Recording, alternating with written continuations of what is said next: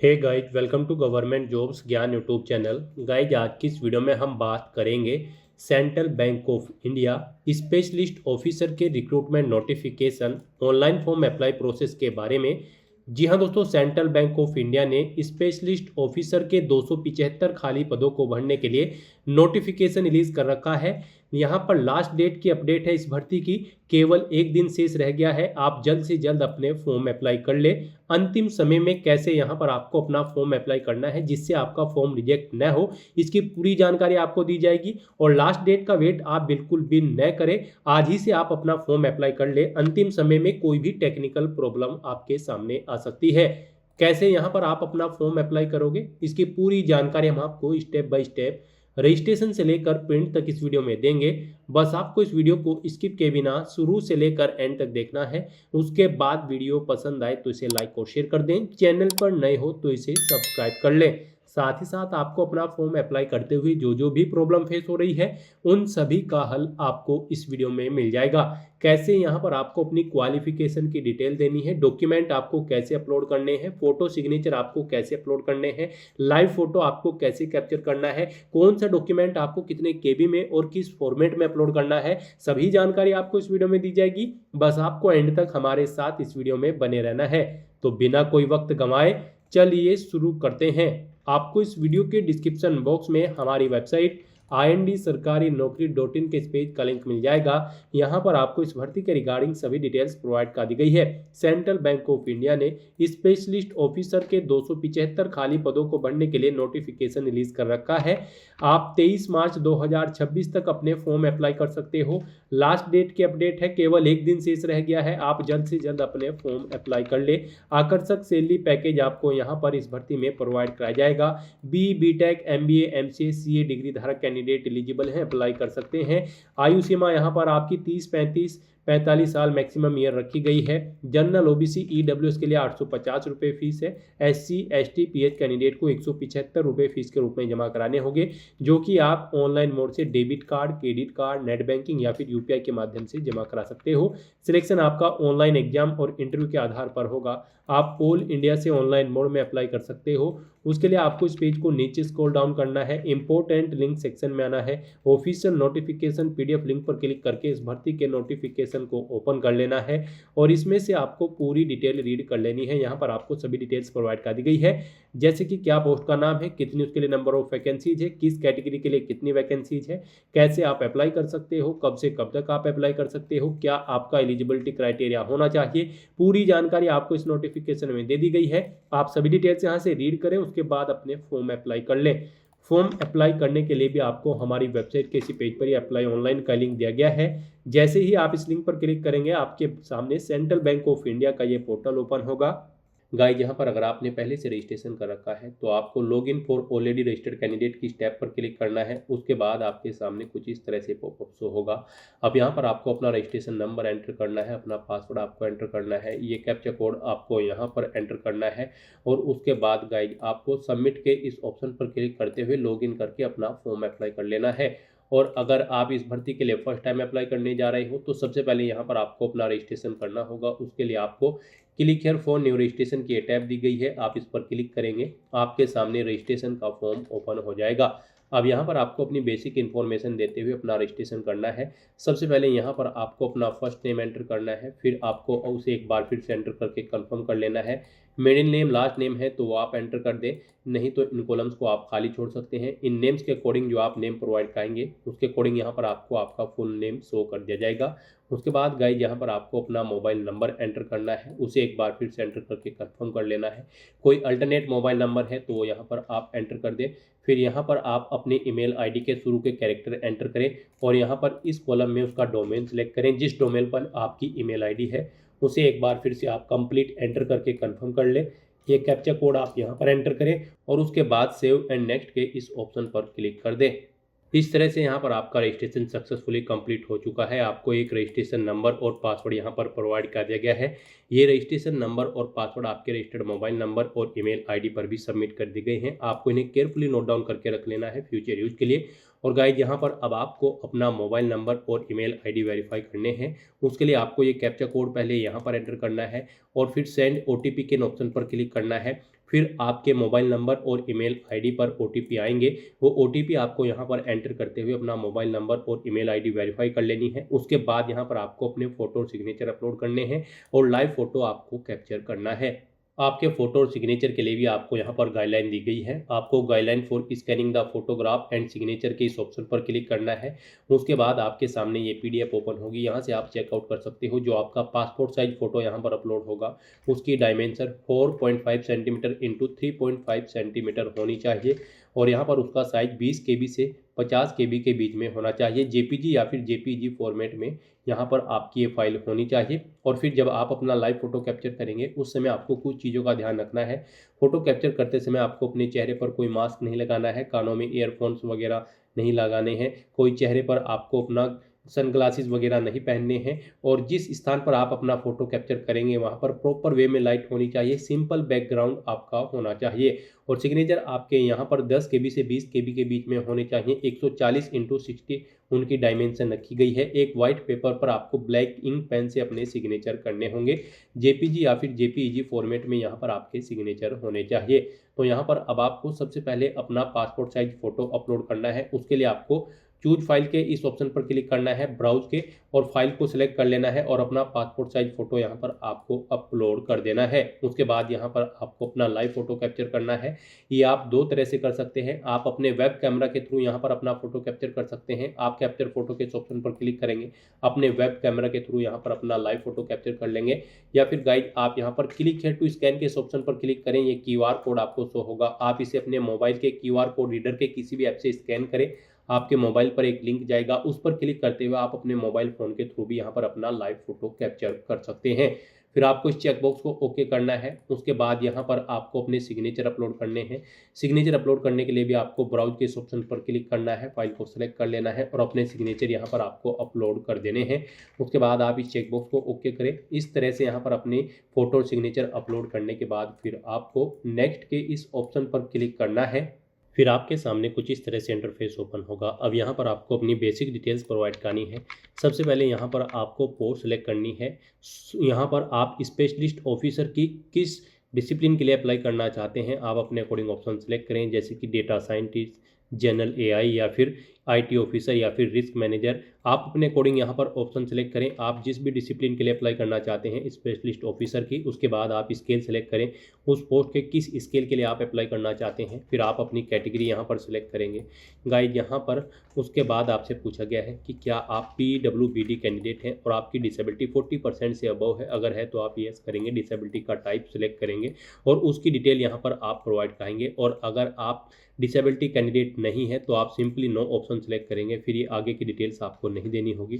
उसके बाद यहाँ पर आपसे पूछा गया है कि क्या आप person with specified disability cover करना चाहते हैं under the definition of section 2S। अगर चाहते हैं तो यस करेंगे और उसकी डिटेल देंगे, नहीं तो नो ऑप्शन आप सेलेक्ट कर लेंगे।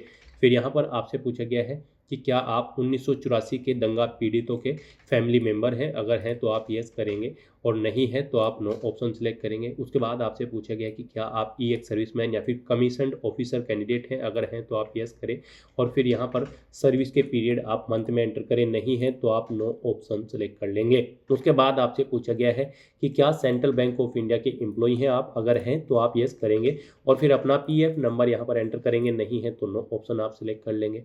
उसके बाद आपको यहाँ पर अपना रिलीजन सेलेक्ट करना है। तो फिर आपसे पूछा गया है कि क्या आप माइनॉरिटी कम्युनिटी के अंतर्गत आते हैं। अगर आते हैं तो यस करें, नहीं तो नो ऑप्शन सेलेक्ट करें। अपनी नेशनलिटी यहाँ पर आपको सिलेक्ट करनी है, अपना स्टेट आपको सिलेक्ट कर लेना है। उसके बाद आपको अपना एग्जामिनेशन सेंटर यहाँ पर सिलेक्ट करना है। आप अपना एग्जामिनेशन सेंटर सेलेक्ट करें। उसके बाद यहाँ पर आपको ये चेकबॉक्स ओके करना है और यहाँ पर आपसे पूछा गया है एग्जाम टाइम के दौरान आप अपनी कौन सा ID प्रूफ शो करेंगे। यहाँ पर आप वो सिलेक्ट कर लें, जो भी ID प्रूफ आपके पास है उसका नंबर यहाँ पर फिर आपको एंटर करना होगा। यहाँ पर उसका नंबर आप एंटर करें।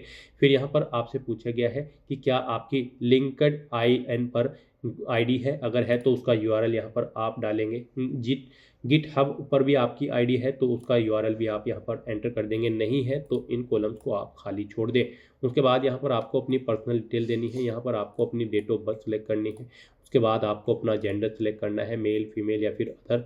फिर आपसे पूछा गया है कि क्या आपकी जुड़वा भाई बहन है। अगर है तो यस करेंगे, नहीं तो नो ऑप्शन सेलेक्ट करेंगे। यस ऑप्शन अगर आप सेलेक्ट करते हैं तो फिर उनका नाम आप देंगे और जेंडर सेलेक्ट करेंगे।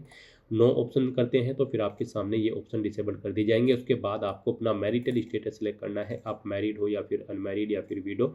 फिर यहाँ पर आपको अपने फादर का नाम एंटर करना है, अपनी मदर का नाम एंटर करना है। मैरिड हो तो यहाँ पर आप अपने हस्बैंड या वाइफ का नाम एंटर कर देंगे। इस तरह से आपको डिटेल देनी है। उसके बाद यहाँ पर आपको अपना कोरोस्पोंडेंस एड्रेस एंटर करना है। यहाँ पर आप अपना कोरोस्पोंडेंस एड्रेस एंटर करें। फिर यहाँ पर आपको अपना परमानेंट एड्रेस एंटर करना है। यहाँ पर आप अपना परमानेंट एड्रेस एंटर करें। और अगर आपका परमानेंट एड्रेस आपके कोरोस्पोंडेंस एड्रेस के अकॉर्डिंग सेम है तो आप इस चेक बॉक्स को ओके कर दें। ऑटोमेटिकली आपका परमानेंट एड्रेस आपके कोरोस्पोंडेंस एड्रेस के अकॉर्डिंग यहाँ पर फिल हो जाएगा। उसके बाद यहाँ पर आपको अपनी जीएसटी इनवॉइसिंग एड्रेस सेलेक्ट करना है। आप जिस एड्रेस पर इस भर्ती प्रोसेस के दौरान कम्युनिकेट करना चाहते हैं वो एड्रेस आप सेलेक्ट करेंगे। यहाँ पर आपको आपकी कैटेगरी के अकॉर्डिंग एप्लीकेशन फीस का अमाउंट देखने को मिल जाएगा। उसके बाद गाइड यहाँ पर आपको वैलिडेट योर डिटेल के इस ऑप्शन पर क्लिक करके अपनी सभी डिटेल्स जो आपने प्रोवाइड कराई है उन्हें वैलिडेट कर लेना है। और उसके बाद फिर आपको यहाँ पर सेव एंड नेक्स्ट के इस ऑप्शन पर क्लिक करना है।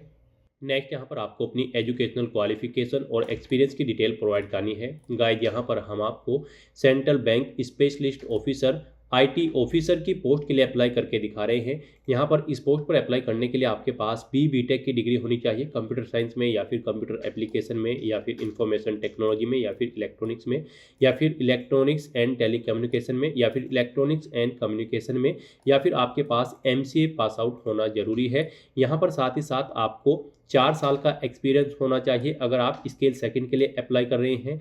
यहाँ पर आईटी प्रोजेक्ट्स मैनेजमेंट या फिर डेवलपमेंट या फिर इम्प्लीमेंटेशन में आपको एक्सपीरियंस होना चाहिए। और अगर आप स्केल फर्स्ट के लिए अप्लाई कर रहे हैं तो आपको मिनिमम 2 साल का एक्सपीरियंस होना चाहिए IT projects management, development, implementation या फिर मेंटेनेंस। यहाँ से आप चेकआउट कर सकते हो। यहाँ पर आप जिस भी पोस्ट के लिए अप्लाई करेंगे स्पेशलिस्ट ऑफिसर की, उसकी एजुकेशनल क्वालिफिकेशन और एक्सपीरियंस की डिटेल ऑफिसर नोटिफिकेशन में दे दी गई है।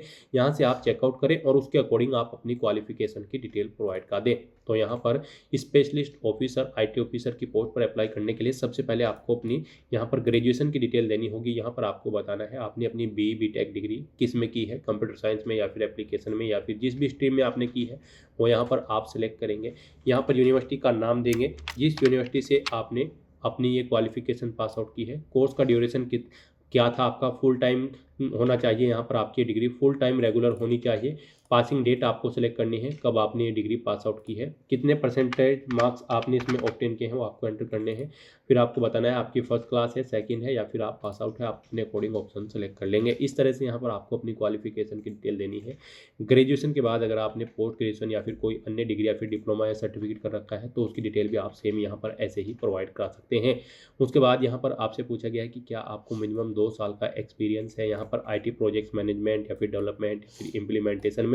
यहाँ पर आपको एक्सपीरियंस होना जरूरी है। आप यहाँ पर जिस भी पोस्ट के लिए अप्लाई कर रही हैं अगर उस पर एक्सपीरियंस रिक्वायर्ड है तो आपको येस ऑप्शन सेलेक्ट करना है। और फिर यहाँ पर आपको अपने एक्सपीरियंस की डिटेल प्रोवाइड करनी है। यहाँ पर आपसे पूछा गया है कि क्या आप प्रेजेंट में भी कार्यरत हैं, अगर हैं तो येस करेंगे, नहीं तो नो ऑप्शन सेलेक्ट करेंगे।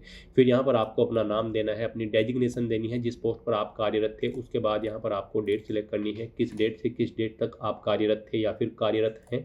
उसके बाद यहाँ पर आपको नेचर ऑफ ड्यूटी देनी है, जॉब छोड़ चुके हैं तो उसे छोड़ने का कारण देना होगा।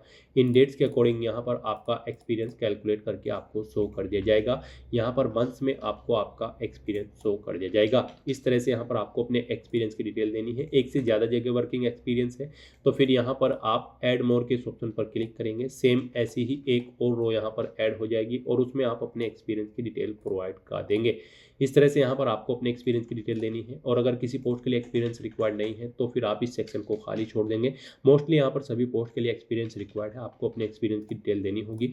उसके बाद यहाँ पर आपको अपनी लैंग्वेजेस की डिटेल प्रोवाइड करनी है। यहाँ पर आपको कम से कम हिंदी लैंग्वेज आनी जरूरी है। इसमें आपको रीड, राइट और स्पीक आना जरूरी है। और उसके बाद आप जो भी लैंग्वेज जानते हैं उसकी डिटेल यहाँ पर आप प्रोवाइड कर सकते हैं। आप अपने अकॉर्डिंग यहाँ पर डिटेल देंगे अपनी लैंग्वेजेस की। अपनी क्वालिफिकेशन, एक्सपीरियंस और लैंग्वेजेस की डिटेल प्रोवाइड करने के बाद गाइड फिर आपको यहाँ पर वैलिडेट योर डिटेल के ऑप्शन पर क्लिक करके अपनी सभी डिटेल्स वैलिडेट कर लेनी है। और उसके बाद सेव एंड नेक्स्ट के इस ऑप्शन पर क्लिक करना है। नेक्स्ट यहाँ पर आपने पीछे अब तक जो डिटेल प्रोवाइड कराई है उसका पूरा प्रीव्यू आपको शो कर दिया गया है। आपको सभी डिटेल्स केयरफुली चेकआउट करनी है। इस पेज को नीचे स्क्रॉल डाउन करना है, डिक्लेरेशन सेक्शन में आई एग्री के चेकबॉक्स को ओके करना है। और उसके बाद गाइड फिर आपको यहाँ पर कंप्लीट रजिस्ट्रेशन के इस ऑप्शन पर क्लिक करना है। अब यहाँ पर आपको अपने डॉक्यूमेंट अपलोड करने हैं। यहाँ पर आपको अपना लेफ्ट थंब इम्प्रेशन और hand written declaration document upload करना है। इनके लिए भी आपको गाइडलाइन दी गई है। आप गाइडलाइन फॉर डॉक्यूमेंट अपलोड के इस लिंक पर क्लिक करेंगे, आपके सामने ये पीडीएफ ओपन होगी। यहाँ पर आपका जो लेफ्ट थंब इम्प्रेशन है उसका साइज यहाँ पर 20 केबी से 50 केबी के बीच में होना चाहिए। फाइल का डायमेंशन उसकी 240 इंटू 240 पिक्सल होनी चाहिए। जेपीजी या फिर जेपीजी फॉर्मेट में आपकी ये फाइल होनी चाहिए। और जो आपका हैंड रिटन डिक्लेरेशन डॉक्यूमेंट होगा वो भी यहाँ पर जेपीजी या फिर जेपीजी फॉर्मेट में होना चाहिए। डायमेंशन उसकी 800 इंटू 400 पिक्सल होनी चाहिए। और यहाँ पर उसका साइज फाइल का 50 केबी से 100 केबी के बीच में होना चाहिए। तो अपने इन डॉक्यूमेंट्स को अपलोड करने के लिए आपको चूज फाइल के ऑप्शन पर क्लिक करना है, फाइल को सिलेक्ट कर लेना है और अपना लेफ्ट थंब इम्प्रेशन और हैंड रिटन डिक्लेरेशन डॉक्यूमेंट यहाँ पर आपको अपलोड कर देना है। उसके बाद आपको ये कैप्चा कोड यहाँ पर एंटर करना है और फिर गाइड सेव एंड नेक्स्ट के इस ऑप्शन पर क्लिक करना है। फिर आपके सामने कुछ इस तरह से इंटरफेस ओपन होगा। गाइज यहाँ पर अब आप एप्लीकेशन प्रिंट के ऑप्शन पर क्लिक करके अपने एप्लीकेशन फॉर्म का प्रिंट आउट ले सकते हो। और यहाँ पर अब आपको अपनी कैटेगरी के अकॉर्डिंग अपना फीस पेमेंट करना है। यहाँ पर आपको आपकी कैटेगरी के अकॉर्डिंग आपके एप्लीकेशन फीस का अमाउंट देखने को मिल जाएगा। हम यहाँ पर आपको बता दें, अगर आप जनरल ओबीसी या फिर ईडब्ल्यूएस कैंडिडेट हैं तो आपको 850 रुपये फीस के रूप में जमा कराने होंगे। और अगर आप एससी एसटी पीएच कैंडिडेट हैं तो आपको मात्र 175 रुपये फीस के रूप में यहाँ पर जमा कराने हैं। तो यहाँ पर अब आपको अपना फीस पेमेंट करने के लिए ये कैप्चा कोड यहाँ पर एंटर करना है और उसके बाद सबमिट के इस ऑप्शन पर क्लिक करना है। फिर आपके सामने फीस पेमेंट का ये इंटरफेस ओपन होगा। गाइज अब आप यहाँ पर debit card, credit card, net banking या फिर यूपीआई या फिर वॉलेट्स या फिर यूपीआई क्यूआर कोड के इस माध्यम से अपना फीस पेमेंट कर सकते हैं। यहाँ पर ये ऑप्शन आपके लिए सबसे बेस्ट और इजी रहेगा। आप यूपीआई क्यूआर के इस ऑप्शन पर क्लिक करें, ये क्यूआर कोड आपको शो होगा, आप इसे अपने यूपीआई से स्कैन करें और अपना फीस पेमेंट कर दें। सक्सेसफुली फीस पेमेंट करते ही यहाँ पर आपके एप्लीकेशन फॉर्म की सभी टास्क कंप्लीट हो जाएगी। उसके बाद आपको अपने एप्लीकेशन फॉर्म का एक हार्ड कॉपी प्रिंट आउट ले लेना है फ्यूचर यूज के लिए, फ्यूचर रेफरेंस के लिए। तो दोस्तों ऐसे आप central bank of India specialist officer की इस भर्ती के लिए अपने फॉर्म अप्लाई कर सकते हो बिना कोई मिस्टेक किए हुए। आज की इस वीडियो में बस इतना ही। आई होप ये वीडियो आपको पसंद आई होगी। अगर पसंद आई हो तो इसे लाइक और शेयर करें। चैनल पर नए हो तो इसे सब्सक्राइब कर लें। Thanks for watching.